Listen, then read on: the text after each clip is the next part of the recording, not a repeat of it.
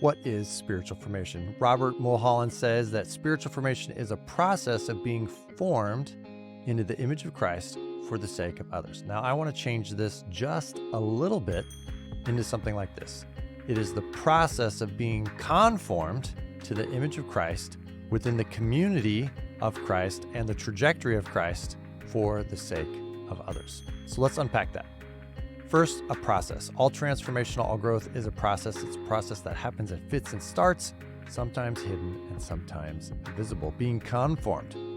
We don't form ourselves. We receive who we are from God, and what we are becoming comes from God to the image of Christ. This is not the destruction of our humanity, even if it feels like that at the beginning, but rather we're slowly being conformed in the image of Christ so that the fullness of life can come and extinguish death in and around us. And this happens through the community of Christ. Being conformed to Christ, being formed with or formed together happens with other people. This is the broader we that helps me make me who I am. It is our embedded relationships. Then there's the trajectory of Christ. This is the Old and New Testament that are pointing to Christ in different ways, as well as the history and doctrine of the church.